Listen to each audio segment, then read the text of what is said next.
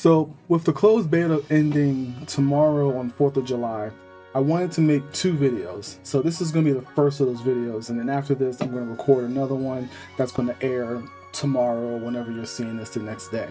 But this one is going to be the longer one because this is the most important one. So these are things that I feel like you need to know about Sword of Convallaria before you play or before you get really into it. I'm going to kind of have this organized with these notes that I have here, so you might see me reading off of them.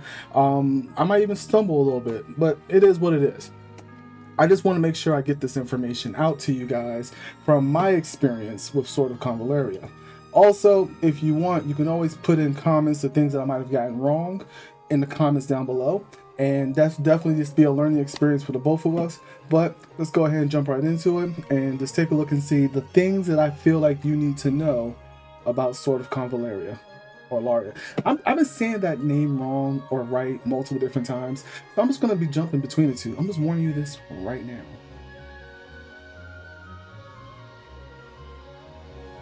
So the first thing I want to talk about is the gacha system and how it works. Because even though it is a gacha game, it kind of does work a little bit different as opposed to other gachas. And there was some interesting things about it that I thought that, just stuff that you're going to need to know. For starters, one of the most important things about how the pity system works. With the pity system, if you are doing a debut banner, so like this one right here, which is Gloria, you get a 50% chance of getting Gloria or a 50% chance of getting a random unit. The Destined is where you get a 2-time banner, so like 2 rerun characters that have a higher rate up. And these ones, instead of 50, is 75%. So you got a 75% chance to get Cole, and you got a 75% chance to get Beryl. Now, one of the things that I thought that was really cool about this is that they kind of made it so that they combined the standard Fateful Summon banner with these 2 banners. So this is what I mean. So if you look at the history right here, you can take a look, which I think is really cool. When you look at the history, you can take a look at all the records for pulls that you did. You can look at the guarantees, you can look at the standard, the debut, and the destined, right? So let's take a look at the debut banner. This is the Gloria banner. I did 41 pulls,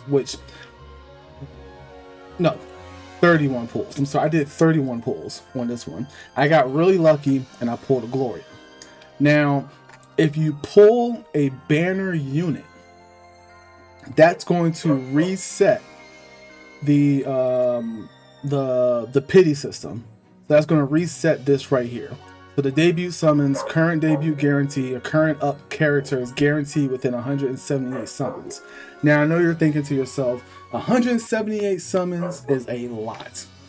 I'm gonna talk about that a little bit later on. I'm not gonna hinge on that right now. But the pity system, if you pull a Gloria, it's gonna reset this counter. If you do not pull Gloria, so let's say you lose that 50-50, it doesn't reset this counter. Instead, it resets the standard counter. So this is what I'm saying. So the regular Fateful Summon has a standard of you're guaranteed a legendary at 100 pulls. If you're pulling on the Gloria banner, while you're pulling on the Gloria banner, it actually counts towards the Fateful Summon banner. Now this is important because now when you're pulling on this banner, and let's say you pull a legendary and you fail that 50-50. Well, when you fail that 50-50, it doesn't reset the debut banner. It actually resets the basic banner. So it resets the 100 right here. I tested it out. That's how it worked out. Okay. So that's very cool in a sense because you no longer have to pull on this Fateful Summon banner.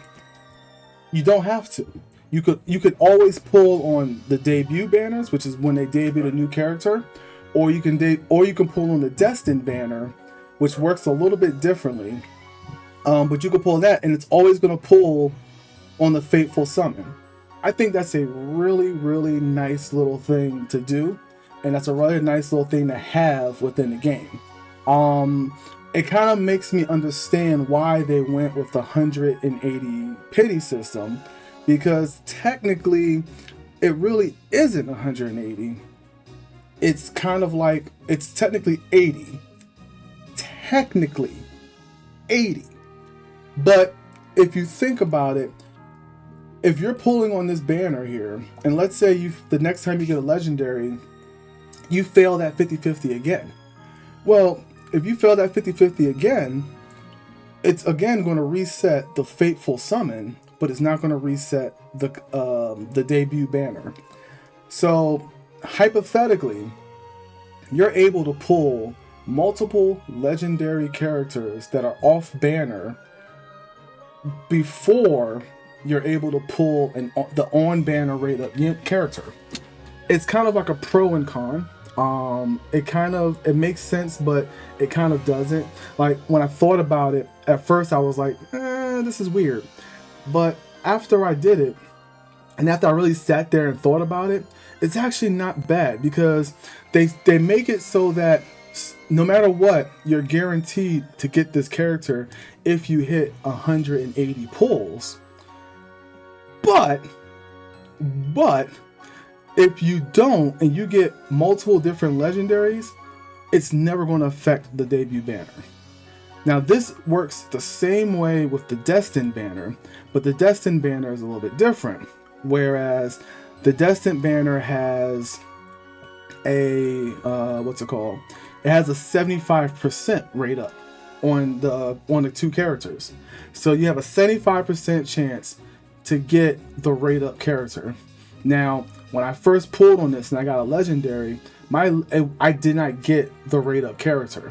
I got a duplicate of someone, and with that, it didn't lower. When I got that duplicate, it did not lower the counter for the debut summon. I wasn't sure at first until I went back and looked at the history and did a lot of math and counting and see how it got to the numbers that it was at. And yeah, it did not pull from the Destined guarantee when I pulled that first unit. But then when I kept going, I pulled Cole twice. Now that's important, because the way that this banner works is that you pull one rate up character. The counter here does not go down. When you pull a rate up character on the Destined banner, the counter doesn't go down. The counter only goes down when you pull the second rate up legendary character. What's really cool about that is, let's say, so in my situation, I pulled double Cole in a pull. I pulled 2 Coles in a 10 pull. So it reset my counter. Now let's say I'm pulling, and let's say I actually end up going to the guarantee. Well, if I end up going to the 180 guarantee, then that guarantee is guaranteed going to be barrel. I'm guaranteed to get barrel if I hit that 180. Okay. Now let's say I have both characters. Then it's going to be random between the two. But this also falls under the, if you pull an off rate up character on the banner, it only affects the basic. It only affects the basic, aka the Fateful Summons. And it resets this. It does not reset this. Again, as I sat there and thought about it, this is really good. I think that this is really good. I think that this is something that is different in other gacha games that I've played. I like this a lot. I really do like this. But that's pretty much how the gacha system works. You do not at all need to pull on the Fateful Summon. The Fateful Summon will have characters that are now granted, now this part I'm not sure. So this next part I'm going to tell you, I'm not 100% sure. We're going to have to see. Again, I didn't look at the CN, I didn't look at the Taiwan stuff. I literally just going off of the closed beta what they gave us. Now, I do believe that once the debut character and their banner is done and their rate up is done, it goes into the Fateful Summons. So it goes into this right here. That's my knowledge. That's my understanding. I do believe one of my chatters said that as well. So even if you don't, even if you're not pulling on this character, and let's say you really did want to pull on this character, you do have a shot of pulling it off banner, which is really nice. But you don't have to ever spend your Hope Luxites on the Fateful Summon. Ever. Never recommend it. Nor do you have to use the Secret Fates. Okay? So, with that being said, let's go ahead and jump into the next topic that I really want to talk about. And that's going to be the actual rates themselves. When you're looking at the rates here, the rates on a legendary is 2%. The rates on an epic is 20%. And then you got rare and common. I've played a lot of gacha games. 2% overall probability is actually well above a lot of other games. Even when Final Fantasy Brave Exvius, another gacha game that's similar to this one, only in like the art design really. When it first started, that game had rates that was like 1.5, 1.2, I believe. And then after like 3 years or so, it jumped up to like 2 or 3%. Whenever they brought out Neovisions, they increased the rates up on that. 2% is very generous.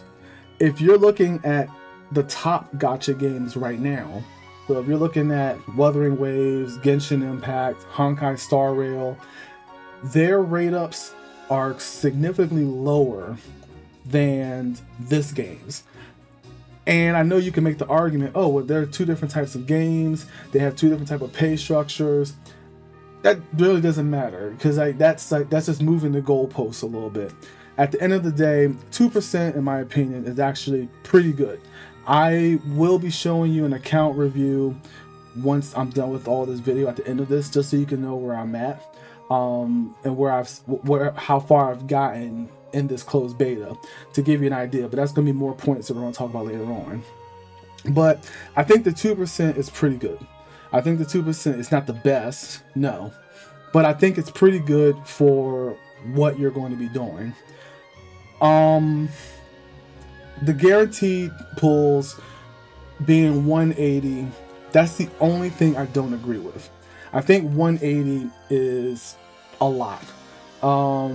If I had to make a choice, I would say make the guarantee pulls 160.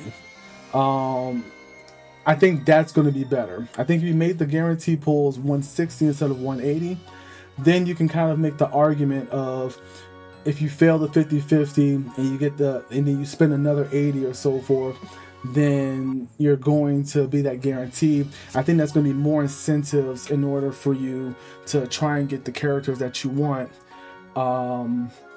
If it's at 160, because I do understand the way that they did this, whereas, there's very good chances that you can fail multiple times on getting legendaries and not getting that character, but you're still going to always be guaranteed that character once you hit that pity system of 160. I think 180 is a little bit too long, so devs, if you're listening to this, take it down to 160. 160 is not going to hurt nobody, in my honest opinion. I think that, like, it's just like the stress that they will. Sorry, I'm just reading my notes here. So yeah, if you do pull, you pull on those debut and that Destin banners, and you fail the rate ups multiple times. Like I said, you have a chance of getting these other legendary characters. I like it a lot. And but again, I want to let you guys know, this is all speculatory. This is still final closed beta, so a lot of this is speculatory. But as far as how they're going to deal with the rates in the future, but just let you know that I personally think that the 2% is good. I think they just need to lower down that pity to 160 instead of 180. So that brings me to my next topic, the third topic that I want to talk about. Should you pull for copies on the debut banners? Honestly, I'm thinking about this as either a free to play or just someone who spends a little bit of money. My answer is going to be no. Getting multiple copies of characters is not worth it. One of the reasons why it's not worth it is because you're able to farm memory crystals in order to level those characters up for free. It just costs a little energy, but you're able to farm those memory crystals yourself. I think someone in my chat said that it could take up to 3 months to 4 months in order to get a fully maxed out character. I don't know the legitimacy of that is, but I know in my head that I can farm up the stars for free, not having to spend extra money. And when you're playing with that mindset, there's no legitimate reason why you need to pull extra copies on any character at all. The way that this game is set up, it's set up to play as a tactical strategy game.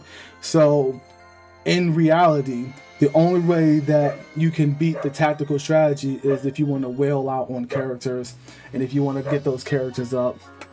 But to clear any of the content, you do not have to buy or purchase extra copies. You can simply just farm it up yourself and then just save up your gems and crystals for future characters. In this game, you want a wide variety of characters, which we're going to talk about that later on down the line when I talk about team compositions and why they matter. But the biggest thing is this right here. When you're getting these stars, the only thing that these stars do is increase these passive skills right here. Actually, as a matter of fact, let me go to my actual character. I know you guys are about to get a glimpse into the veil a little bit to take a look and see my characters, and I'm sorry you can hear my dog barking, but this right here. So when you get those star levels up, this is what it's going to be increasing. So let's take a look at Gloria for a second. When you get her second 2-star, it's going to be, all it is increases the effect from 5% to 10%. And this is still, and then when the character loses a flag wavering or they gain potential burst. Same thing here, right? Then when you get to the 3-star, you get the 15% damage buff, and then the potential burst lasts for 2 turns, but then you get increased movement by 2 tiles additionally. So these when you get all the way up to the end, you get to unlock the ascended skins. So that's like their skins that they have. And then, you get 20% attack, and you get the ignores 50% of the target's defense. Like, all these things they are good. They are very good, but they are not necessary. That's a very clear distinction. One thing that a lot of people do when they play gacha games, they feel like they have to pull these copies. They feel like they have to get all these extra copies in order to clear content, in order to be relevant. And maybe if you want to do PvP, then yes, PvP is definitely going to be something where the cost of the characters can make a very big difference when you're spending a lot of money to unlock these things. But if you're doing it just to send content, you don't care about the PvP, you're just trying to be have fun, you want to be casual or whatever the case may be, you do not need to go ahead and pull and get extra copies of these. I will tell you again and again, do not spend money in order to pull extra copies of banner rate up characters. It makes no sense. It is a waste of your money. It is a waste of your funds. It is a waste of your resources. Don't do it. Just simple as that. And that kind of also falls into another category where we're talking about the weapon banners. And again, we'll talk about that a little bit later. But long story short, don't pull in the weapon banners. The weapon banners it's a waste of time unless they come out with something in the future, which we'll again talk about later. But don't pull in the weapon banners. That's the short form of it, okay? Okay, so now another question, one of the most important questions where a lot of people Probably the biggest and most important question, that most asked question: can you play this game free to play? The short answer is yes. You can play this game free to play. It's actually really good. And just to give you an idea, if you just do your dailies for 30 days, that's a full 1,800 gems. That's a 10 pull. 1,500 gems is a 10 pull. Let's say you decide that you actually do want to spend on the battle pass. Well, if you spend on the battle pass, that's another 830 hope luxite that you get just off the battle pass. Let's say that you join a guild. Well, every week you can get 100 hope luxite, so that's 400 a month that you can get as well. So that's well already almost a full 210 pulls a month just by doing the battle pass, the dailies, and if you're in a guild. And that's also not factoring in the fact that they're going to have events, they're going to have quests. Like, all of that alone is well into, you can play this game free to play and you can pull your characters. Now, the question on that is, you're not going to be able to pull on every character. But if you save up your resources properly, if you see a character that you really want to get, that you really just have to have, with enough resources, you can definitely get that character by just saving up your resources. It is very doable. It's just like, again, any other gacha. But that also revolves back to why I think 160 for the pity system is way more generous and a lot better. Because at that 160, it gives you the ability to be able to save up and plan out more. This game is a game, like I said, you want to spread your characters out wide. You don't want, you're not going to have one character that you're going to use all the time, because the way that the content is set up so that you're going to have to learn how to use your units in order to solve certain conflicts, which we'll talk about that later. This game is very super free-to-play friendly. And again, I'm not even factoring in all the free luxite that you get from when the game launches and all the quests that you're going to have.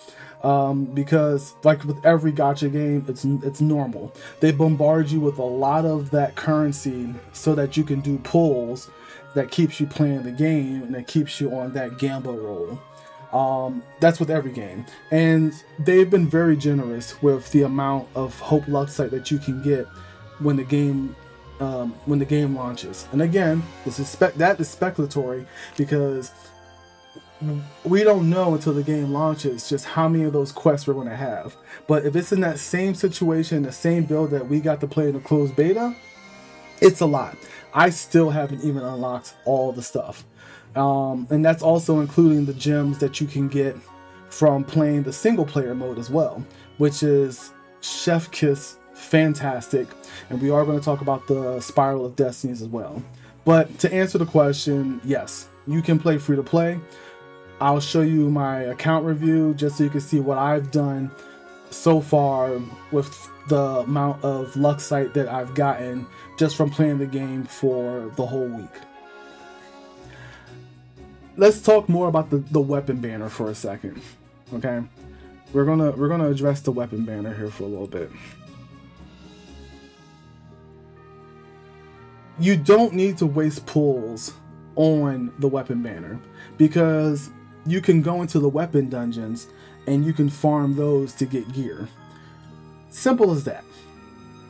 Don't ever spend your pulls on the weapon banners trying to chase after these.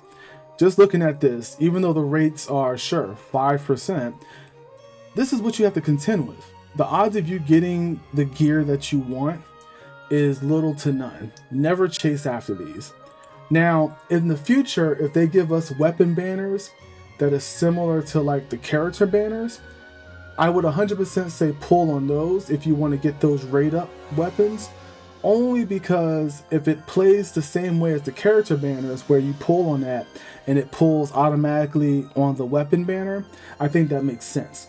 If you already got the characters that you want so far, you're not interested in new characters or anything like that, I would 100% say if they have a weapon banner out, pull on it if you want to try and get those rate up weapons.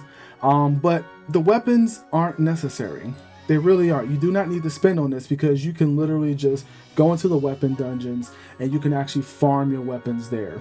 I can't express it enough. Don't pull on a weapon banner unless it's a raid up banner. But again, speculatory, because we don't know if that's how, if we're going to either get weapon banners, which I'm assuming we are, and if that's how it's going to work out. Okay, now let's talk about team compositions. All right, team compositions matter in this game. It is super important for you to progress in this game, for you to learn how team compositions work. You will not be able to brute force yourself through content because a lot of the content requires you to do special things.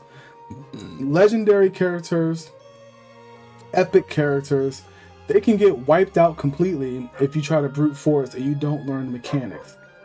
This goes for Tower of Conquest, which is very fun. I've had to constantly switch up my character and my units in order to do this. That also includes the weapon trials. Just in the weapon trials alone, you have to have the right team comps. This one right here, the Monday through Thursday one right here, this one you have to only use mage characters, the ones, the destroyers or the the watchers. You can only use those. You have to only use magic damage whenever you're fighting this one. The Tuesday and Fridays, this one right here, you can only use melee attacks in order to do it. If you go against any of those rules, your characters are going to get hit with extra mechanics and extra damage that can kill and wipe out your teams. I went into this one for the first time with using a full melee, my normal units. 5 legendaries in there wiped out because of the way the game mechanics worked. It's actually pretty, it was actually pretty brutal. And once I actually sat there and learned and read it, I realized what I did wrong. I leveled up some more characters and I was able to clear it easily by just following the damn mechanics. This also falls in line with the Tower of Conquest. When you're doing the Tower of Conquest, each floor has a certain set of rules. So what you're going to want to do is learn what those set of rules are. Sometimes you can brute force it with the same team. Sometimes you can't. If you don't learn those mechanics and you're not sure what they are, you can very well get wiped out on those floors, especially with the boss fights. They can definitely do some hurt and some damage. Overall, though, when you're going through the game, you definitely want to just follow the different strategy and the rules. Even when you're doing the Fool's Journey, as you progress a little bit higher through the game. And this is also, when you're talking on people who are not trying to sit there and wail hard on the money. Because if you wail, you can probably brute force the majority of anything in the game. But even then, by wailing, there's still going to be content that you cannot brute force through. But even like the Fool's Journey, when you get those higher levels of certain things that you have to do, you got to know how everything works. You got to know how the Trinity works. So in this game right here, the Trinity is, hold on, accent, I herpaderped. So in this game, the way that the Trinity works is this. So you have the defenders who can do damage to the seekers. And then you have the seekers who can do damage to the breakers. And then you have the breakers who can do damage to the defenders. That's the Trinity, all right? So green deals damage to blue, blue deals damage to red, red deals damage to green. And then you have the destroyers, the purple, and the watchers, the yellow. They are back and forth between the two. So they, counter each other. Understanding how these work will make your content very, just easier. There'll be matches where they'll have 4 breakers with 1 defender and 1 seeker. And if you sit there and try to go in with a bunch of defenders, your defenders are going to get shredded and they're going to get 3-shotted. I've witnessed it firsthand. It sucked. So when you're going into each match, you definitely want to understand what the characters have, what they have on their maps, so that you can build your teams. Team compositions in this game is very important. And I also don't want you to think that just because you have a legendary character that they're more OP than the epic characters. There are a lot of epic characters that are very strong. I'm actually going to show you one of them right now. Okay, so let's take a look at this one, the Enforcer. So the Enforcer is part of a group called the Hangman. This unit right here is actually relatively good. And the reason why this unit is actually very, very good is because of this ability right here, where it increases movement by 1 tile, and then at the end of the turn, locks onto the closest enemy within 5 tile radius of the character to inflict the Hangman's Mark. This is what the Hangman Mark does. Being attacked by certain skills will cause the character to receive additional effects from the attack. When attacked by an enemy with Hangman's Mark, he takes 5% less damage. If you have these characters who are part of the Hangman, they all have different interactions with units that have the Hangman's Mark. So you're able to take these characters, all of them who are affected by the Hangman's Mark, so Candlelight, Stinger, Enforcer, and Night Raven. You can take those characters, and including even this one, Nurgle, and if they have Hangman's Mark on them, you're actually able to have a team composition that is very well able to go through and be able to help out with the content. This is why team compositions are very important. This is why they matter. Because if you have a team full of these guys right here, you can have them interact with each other. So take a look at Candlelight. Before being attacked from the front or side, she inflicts the Hangman's Mark on the attacker for 1 turn. Allies within 5 tiles around the character take 12% less damage if the attackers have the Hangman's Mark. So if you have characters and they all have that mark on them and they are attacking your guys, it's going to do 12% less damage. And when you're doing a lot of pulls in the game, you're going to get a lot of copies of these epics. And when you get a lot of copies of the epics, it levels up the way that these passives work, and you'll get a lot of effects. This is another reason why pulling copies of legendaries makes no sense, because the epics are really good. A lot of these epics are very good. A lot of these characters are very good. And you're going to be getting a lot of copies of these epic characters. And they can supplement for a lot of the teams and for your team comps and for your characters. And speaking of team comps, each of these characters, you can level them up and rank them up and give them certain skills that that you want based off of the teams that you're trying to build.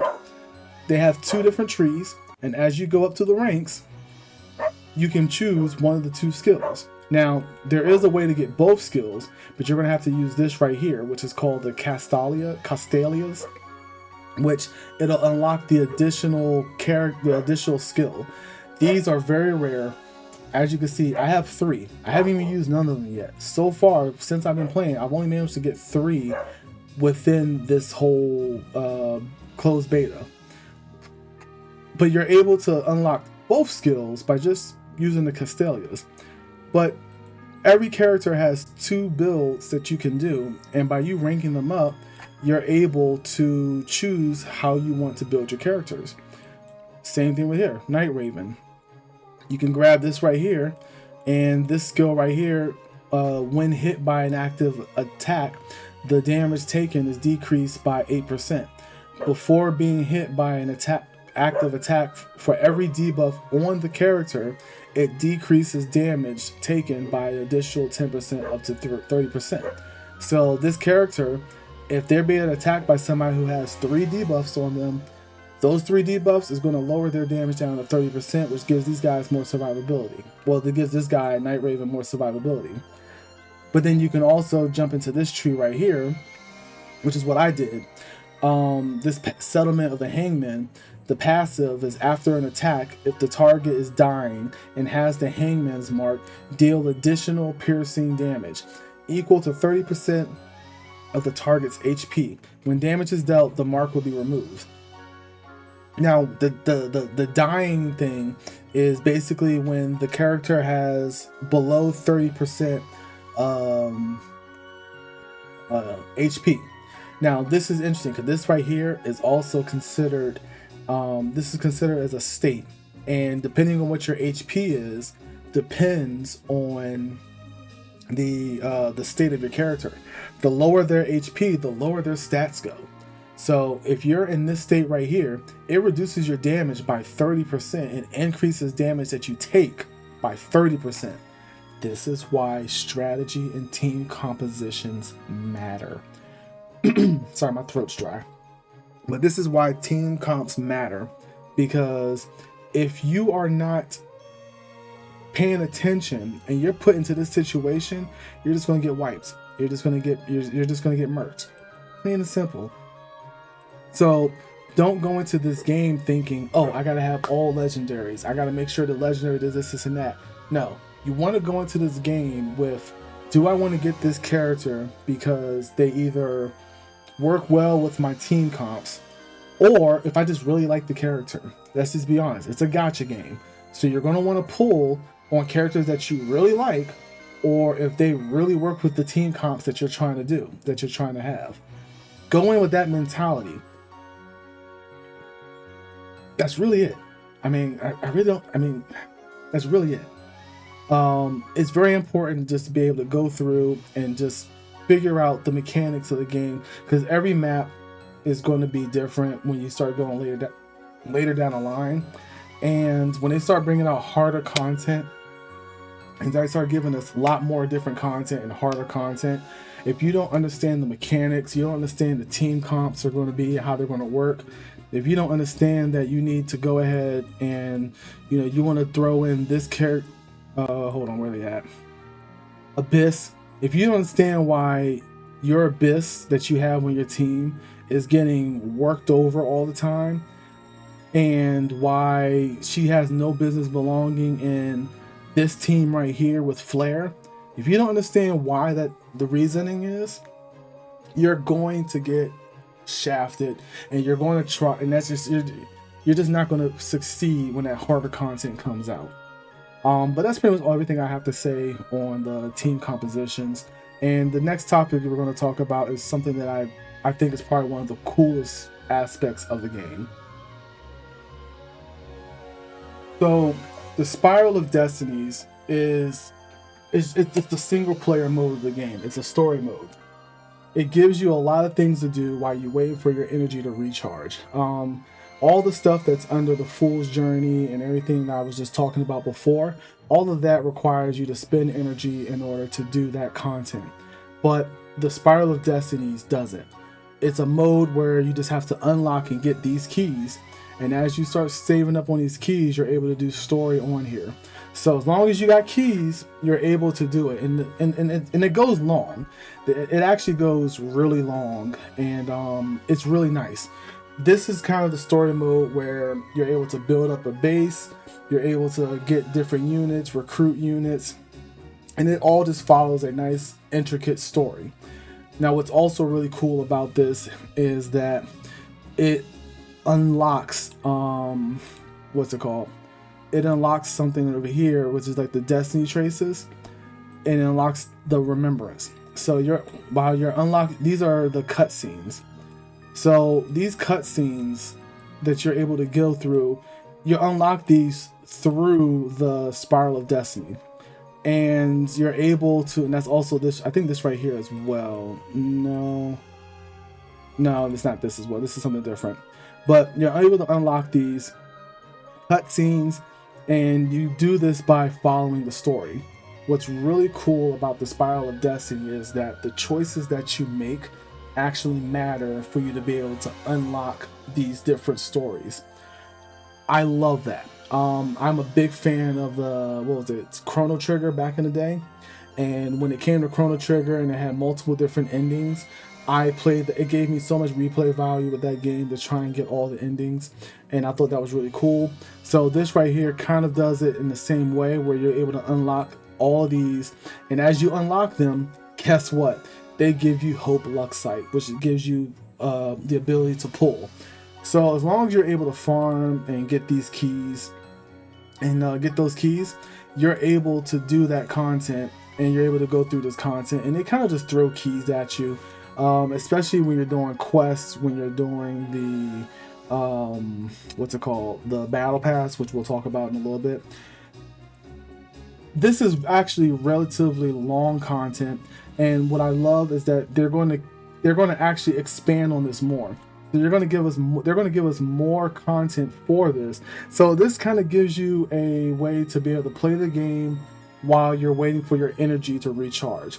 This is probably what my favorite thing in the game. I've done certain games that have had that before, but this is one where it actually feels really nice. It feels really good to play, and I genuinely am interested in the story in the game.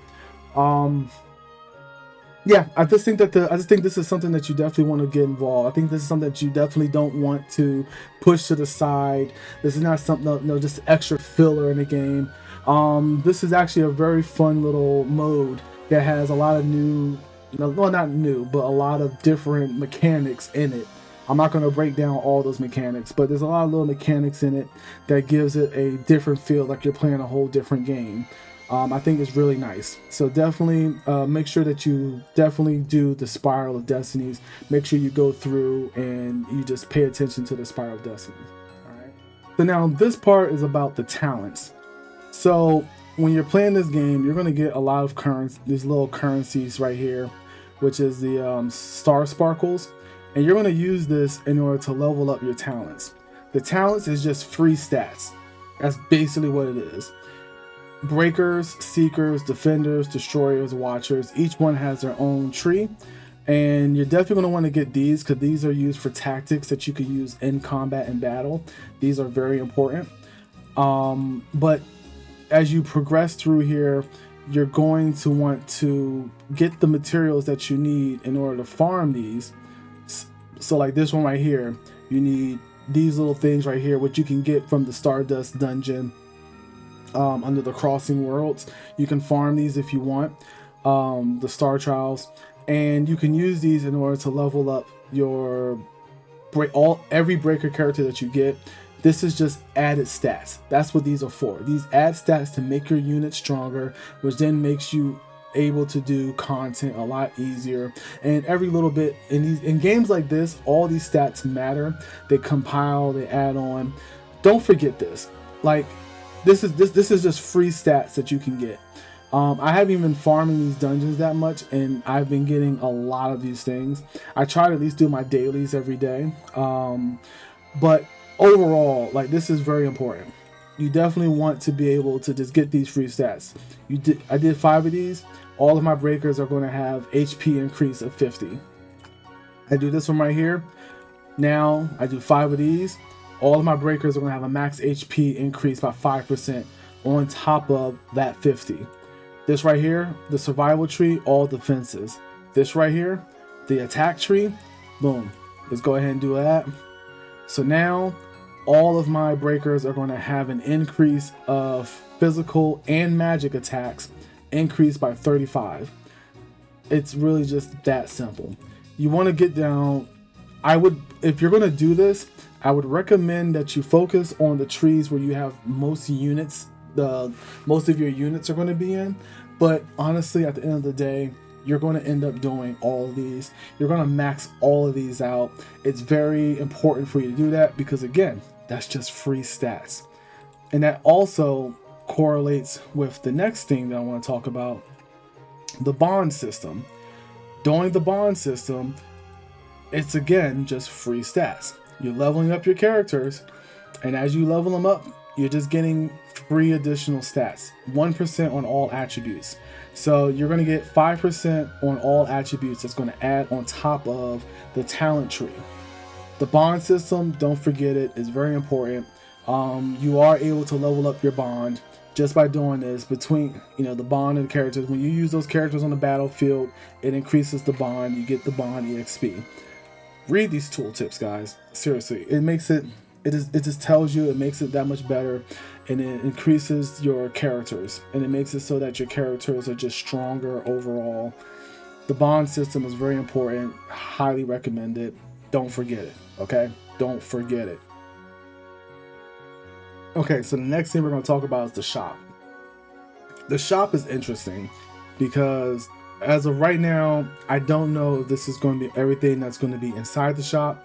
They may change this up, but just looking at the shop right here, personally, I will never use Hope Luxites on anything in this page right here in the regular shop. I think it's not worth it. Don't do it. It's not worth it. Resources, you get a lot of resources in this game.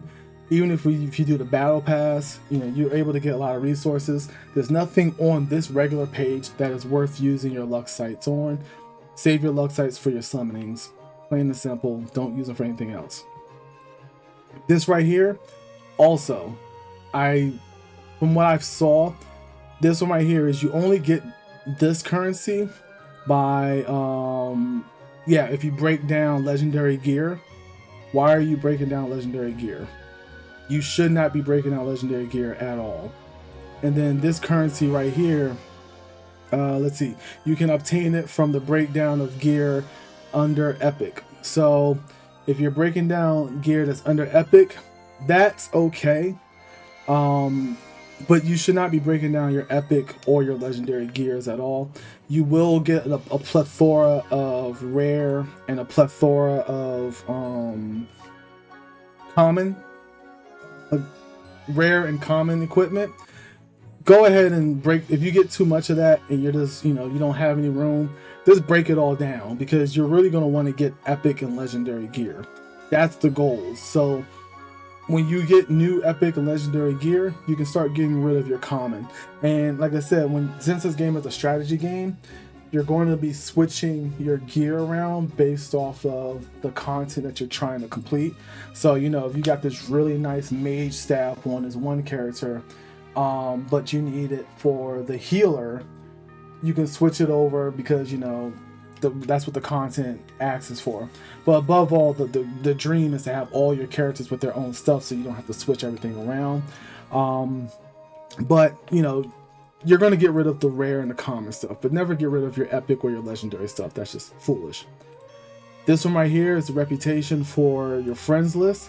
The more friends that you have, the more dailies that you can get from them, and you can get the reputation where you can use that to spend it on these things.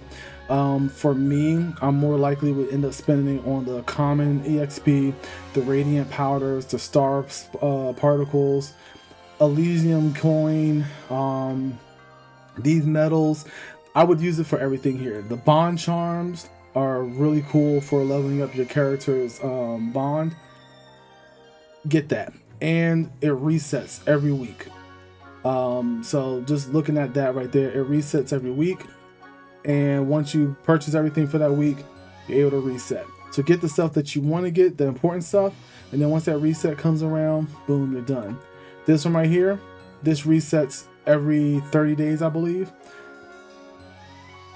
Now, the memory crystals, these ones are good because as you start pulling later on down the line, and as you start pulling characters, you're going to get a lot of duplicates because you're going to have them max stars. And this means in the rare, the rare, the epic, and the commons, you're going to get a lot of these in the long run. So further down, not in the beginning of the game, but later on down the line, save these, and you'll be able to get pulls. Well, you'll be able to not pull, but you'll be able to buy random legendary gear, random legendary weapons, the trinkets. You'll be able to get the Castalias. You'll be able to get the Tarot Whispers, and you can get the epic stuff, epic right here as well. This is why you don't want to pull on those banners. This is why you don't want to pull on the weapon banner, because you're going to get free stuff. It makes more sense. You're going to get free stuff, And then even though, yes, this resets every 30 days, so what? In 30 days, you'll have 2 legendary weapons, 2 legendary trinkets, 1 legendary tarot, and then this right here can be either a weapon or a trinket. So you very well can possibly get more weapons or another, trinkets or whatever. It makes no sense for you to pull on a weapon banner unless it's a raid up banner, unless it's a weapon that you really want to get, or it's a weapon that one of your characters is going to need. The last one is the insignias. If you're doing the Tower of Conquest, as you progress through the tower, you get this currency, and then you can use that currency to purchase any of these things right here. They're relatively cheap. The common EXP, the radiant, all this. The amount of materials that you get through this shop is very good. It's very important. You're going to want to do the tower to do it and get as high as you can to get that currency so that you could be able to purchase these things. And these things are great for leveling up your characters. It's really a no-brainer in that sense. The shop is, if this is the final iteration of shop, which I doubt, I'm sure they're going to have, because it says I just exchanged, it looks like they're going to have more tabs here. They're definitely going to have the tabs for as far as like if you're purchasing, spending money to buy the cornucopia stuff, which we'll talk about that later. If they're going to have that, they're going to probably have some other stuff as well. But this right here, the exchange, is really cool, and they make it very free to play. You can gather these things by just playing the game free. And you really don't need to spend that money. I really want to nail that home, that you don't have to drop a lot of money in order to play this game. Alright guys, we are at the last part, okay? This is it. I know this has been a long video. Sorry, not sorry. It is what it is. But this one I want to talk about as well, the Battle Pass. As I stated before, in the Battle Pass, you'll get 830 Hope Luxite once you get up to 50. By buying the Battle Pass. You'll also get a ton of materials for your units, their ranks, their gear, and more. You get a lot of stuff. You get legendaries as well. You can get legendary tarot right here at 37. You can get 2 legendary tarots right here at level 35. You get a lot of materials. It's really nice. You get medals. This is really, really nice. You get a ton of materials. This right here is used for advancing gear and leveling up your gear. You get a lot of that. The Radiance Crystal Nucleus. This is what you get when you break down legendaries. You can get these in order to go into the shop in the exchange and be able to purchase other stuff. So they give you a lot of materials to use in this game. It is really nice. I like it a lot. I am a firm believer of getting battle passes. I think battle passes are really good.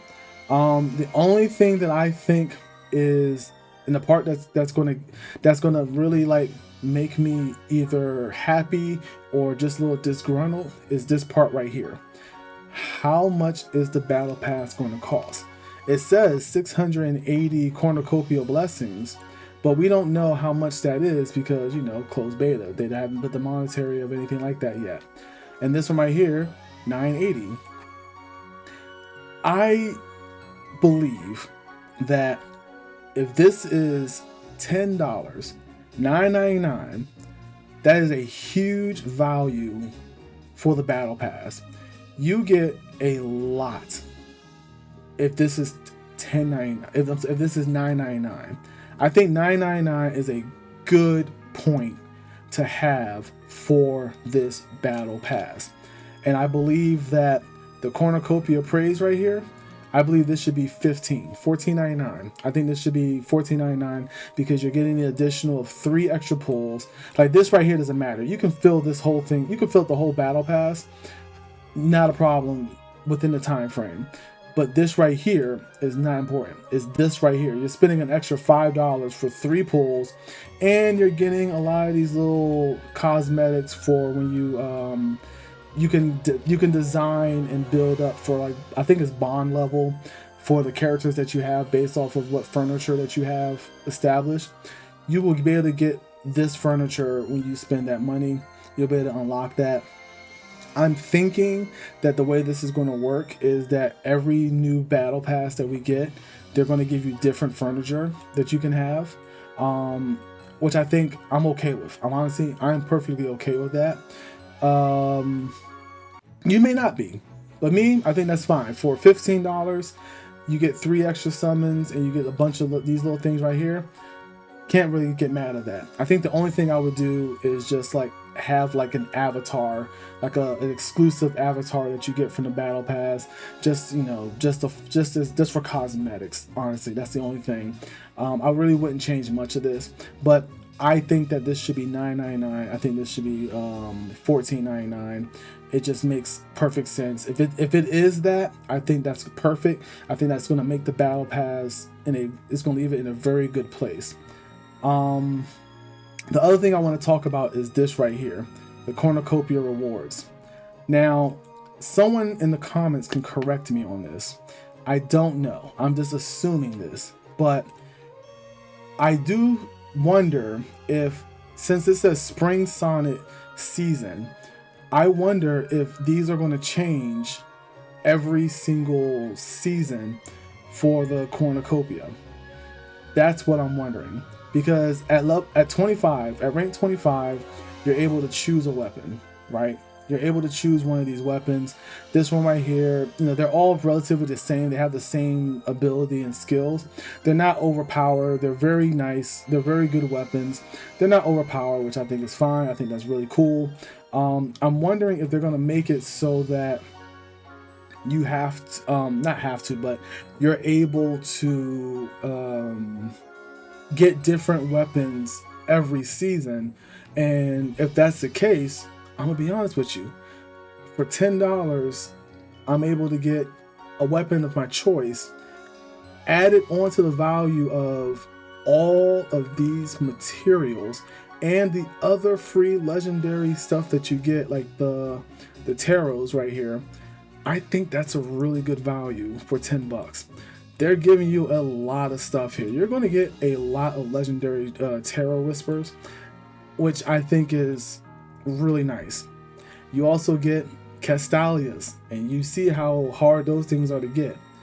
You get a lot of stuff, and then when you hit 50, you get these, you know, these to level up your tarot whispers. You get this right here, the selection chest, where you can select one of your rank materials, or you can get radiant powder, tarot essence, star particles, illusion coins. You can get any of those. You can get that here as well. You're going to get these like a little bit down the line, but like once you reach this point, it's really nice. And then everything after this is just money. It's just money, money, money, money, money, money, money, money, money. But if the battle pass is going to be $9.99, and if the other one is going to be $14.99, I think those are going to be the perfect, just the overall perfect balance of what we're looking for on a battle pass. Anything more than that, I'm still going to get the battle pass, but I'm gonna be disgruntled. I'm gonna keep it a straight 100. I'm gonna get it, but I'm gonna be disgruntled because I think that's gonna be too much. I think anything more than that is, for me, logically is not worth it. Well, let me rephrase that. For me, it's worth it. I just don't like it. But I think the value, you get better value and more value if it's 10 and 15 and not like 15 or 20 or something like that. All right. So that's everything I have to say about the battle pass. Now we're going to get to the part where I promise that since we're towards the end of the video, this is my account review.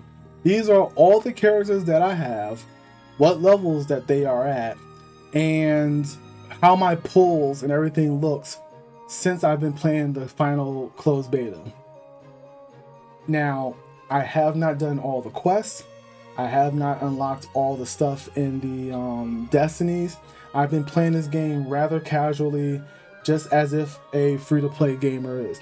As a matter of fact, I've been playing this game the way I will play any of the other gacha games, because I am playing Wuthering Waves, I am playing Honkai Star Rail. I've been putting a lot more time in this because it's a new thing. I want to make sure I get videos out to you guys. But this is what my account review is. This is how it looks. And I got Cole. I actually pulled 2 Coles off of 10 pull. So I got him. I love him. Cole is such a great character. He's pretty busted. I really am very fond of this character. And then I have 2 Nurgles. I pulled the second Nurgle when I failed the Destined banner. I did the Destined banner, and on the first 10 pull, I think it was, on that banner, or the second 10 pull on that banner, I pulled the Legendary, and it was him. So I failed. I got the out of the 100%, I hit that 25%. But then after I got him, when I got to like 70 or 80 pulls on that 10 pull, I pulled 2 Coles on that 10 pulls, which was really nice. Everyone gets Maith. Everyone gets Maith. And Maith is very good. I like Maith a lot. She's very nice. I did get Gloria. I got lucky. I got Gloria on my 30th pull. Super lucky. Super lucky. Gloria is fun. I do like her a lot. I like her kit. I'm very happy with it. Lightning, I use Lightning. I've pulled quite a many of Lightnings. As you can see, I got her at 3 stars. She does relatively good damage. She's actually close to her next one. Lightning's very fun. She's a really nice seeker. Does some okay damage. She doesn't do as much damage as my Cole, but that's also because I haven't really been leveling up the gear as much, so she doesn't do as strong as hard of a hits as Cole does, because I literally just focused a lot of stuff on him. Tempest, he's the only breaker that I use, not by choice. It's just the way that my pulls are. And he's just been fun. I like him a lot. I was going to level up another breaker. Actually, I was going to level up 2 breakers, but this is the one I just came down to using. I really did like Tempest. I like the way he worked. I liked his pushback skills. I do a lot of pushback skills because a lot of times I'll just kill people by knocking them off the map. But he's the only breaker that I use, especially on teams where I'm going up against a lot of defenders. He can really handle himself really nicely. The way that I have his kit and the way I have him set up. Agile Eye, I use her, but that's another thing too.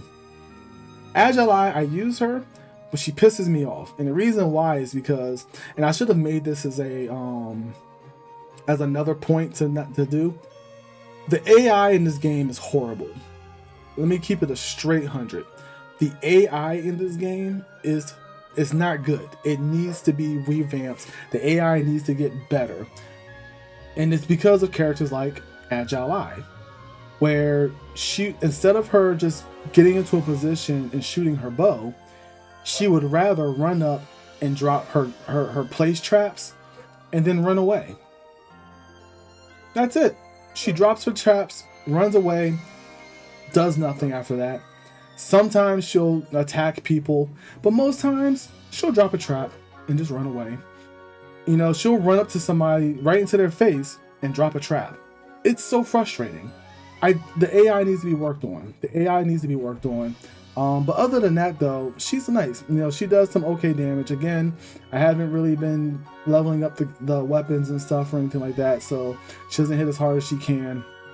I haven't really been focusing on that at all. Butterfly is one of my favorite characters. I really am fond of Butterfly. She has some really nice skills, like this one right here, the Cure Blow. She's able to do damage and then heal everybody based off of 40% of her physical attack. I think that's really nice. She's a really nice character. I really do like using her. But again, the AI, if you put it on AI and on that auto, instead of her running up and hitting people with this, she'll run up and spam her blessing skill. She'll spam the hell out of the skill until you can't use it no more. Then she'll run around and then start hitting people with this. And then that's the other thing too. And matter of fact, Maith irritates my soul too, because Maith, instead of running up to somebody and like using leg slam, no, she'll go up to your team and use come on everyone, heal up the team. But the problem is that your team is already full HP, or they may have lost like 1 HP. She'll use that skill over going over and hitting somebody and doing damage. The AI needs to be worked on. It's frustrating. Crimson Falcon is one of the seekers that I started leveling up because I was a map where I needed more seekers because they had like 4 or 5 breakers on there. So I wanted to have like 2 or 3 seekers so that they can go ahead and just kill them and clear them out. So I went ahead and picked Crimson Flame. I liked her kit. She was already had like a lot of copies of her, so that's the reason. That was like the main reason why I picked her. Without weapons on her, she still rocks at 537, which is not great, you know, comparing to like my Cole has like 800 and something. But she still does some good damage, especially when you're going against breakers. She's, you know, she could still significantly do a lot of damage. This skill right here, Flurry of Blows, is such a strong skill. So that's the reason why I have her. Flame Sorceress is one of the mages that one of the destroyers mages that I use. Magic damage. She does a lot of fire stuff. I have her at 3. That's the reason why I picked her, is because I have a significantly amount of copies of her from my pulls. But she does good damage. She does some really good magic damage. She's very nice. Her skills and rank subs are really good. I really enjoyed using her. Lash, I started using and leveled her up because of the weapon dungeon, that first weapon dungeon where you have to use magic. That's the reason why I leveled up Lash. And then there was like another map where there was a lot of watchers on there. So I leveled up Lash and did that so that, instead of using her as a healer, I used her as a DPS damage dealer. So I got all her damage dealing skills, and she's been very good. She does some pretty good damage, and her skills are really nice. And I do believe also she has, piercing damage. So she's actually able to do piercing damage with her damage. So that was the reason why I picked her. This was actually my first big healer, Nightingale. I really like her. She is phenomenal. I really love her trait. Her trait is so good. Even at the 1-star rate, her trait basically is if there's someone who's dying under the dying status, which again activates when their HP is below 30%, she automatically can move 1 extra tile. She gets 1 extra tile and her speed goes up to 150 instantly, which means that she's able to go immediately the next turn so that she can run up to that person and heal them. Nightingale is such a good healer. And I did give her 1 little attack skill, just so that she's not, typecast as just a healer, so that she can contribute. And this skill right here, Weapon Eroder, it has piercing damage, and it equals to 30% of the target's HP, and then it inflicts them with attack debuff, which is like down attack. Level 2, which decreases their P attack and their M attack by 20%. I thought that was a pretty good thing to have on her. Also a really good skill is her Regenerate skill, which heals the ally with the lowest HP percentage within 3 tiles of her by 20% of her magic attack, which is really nice. Nightingale is a fantastic healer. I like her a lot.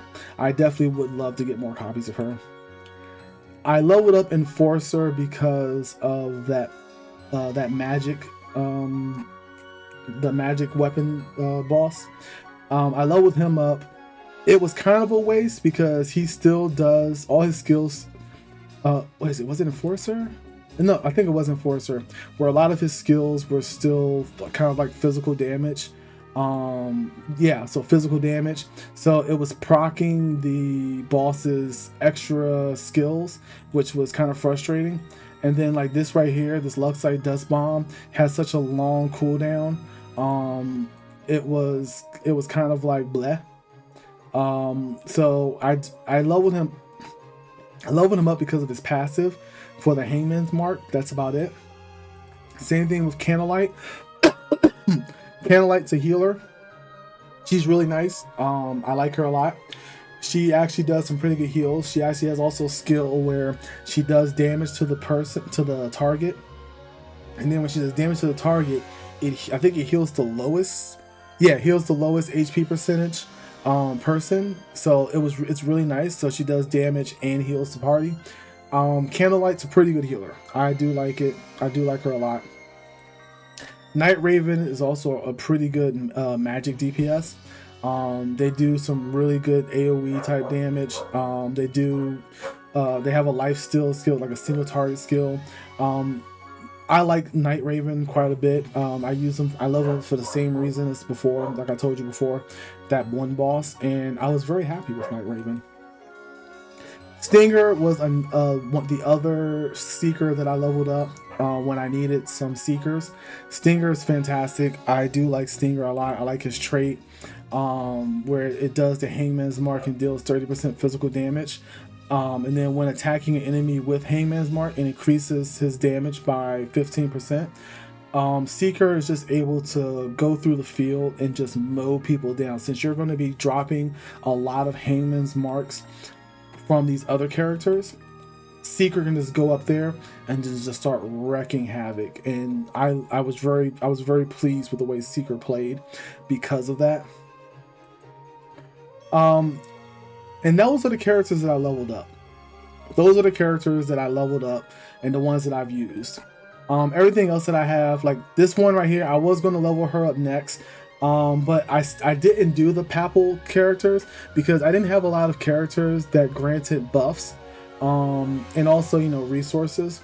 But these characters are really good because they have the ability to, whenever they, like this right here, increases her physical attack by 15%, and then increases the range of her basic attack by 1 tile when she has 3 or more buffs.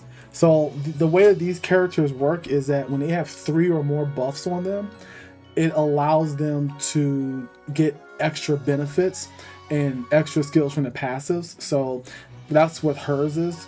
But I got a lot of her. But she's also, you know, a rare. But I was going to use her still because I really liked the way that her kit worked out.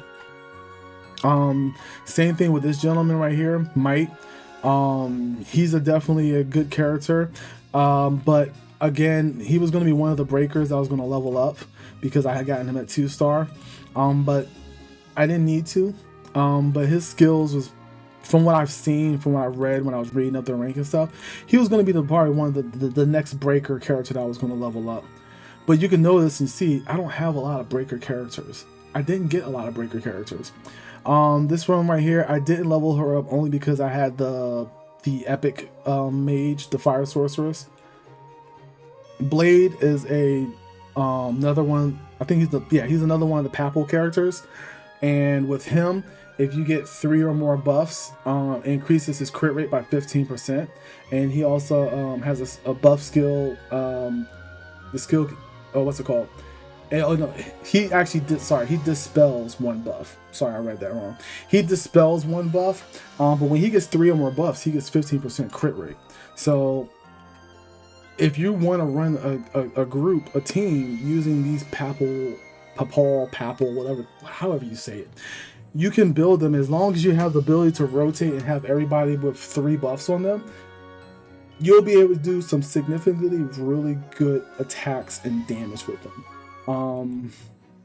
Suppression, I like suppression. I love the way his design looks.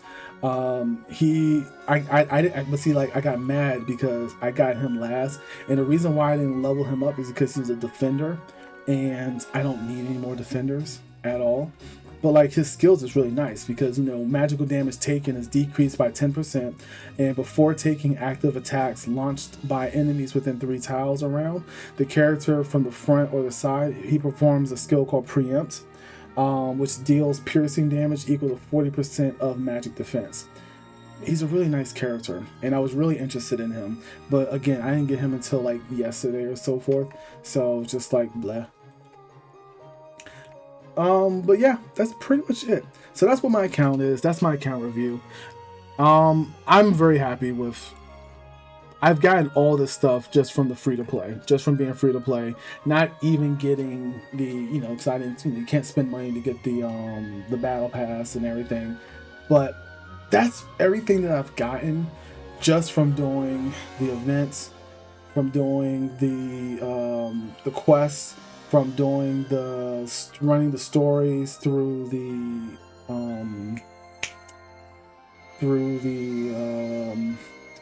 I can't think of it, through the Fool's Journey.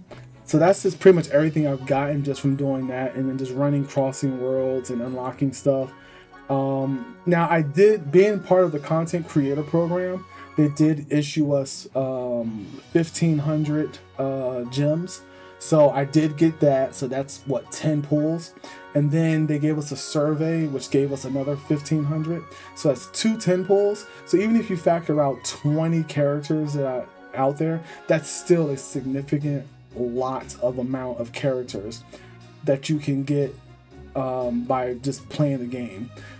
Just looking at my history, I've summoned 173 times and obtained 5 legendary characters, which I love that statistic. I love that they have that there for you. So I've done 173 pulls and I've gotten 5 legendary characters.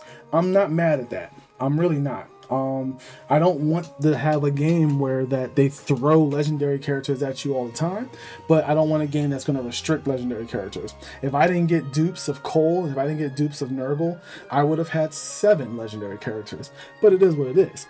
I'm not mad at that because I know the value of the epic characters, as well as there's value in the rare characters as well, and you know the way that these games run and strategy. So yeah, this is really good. This is really good. All right, guys, so I'm done yapping. This has been a long video. I know, I'm sorry there's a long video, but these are the most important information that you guys needed to know about the game. These are the most important things that you're going to need to know if you decide that you want to play the game. This is a completely fair, down the middle, non-biased opinion. This is me just looking at it objectively, because again, if there was something wrong with the game, I would simply say it. You know, there was some localization issues with the stories and stuff like that, but that's, again, this is closed beta. I don't expect localizations to be perfect, you know, before the game launches. The game still has a whole nother month to come out.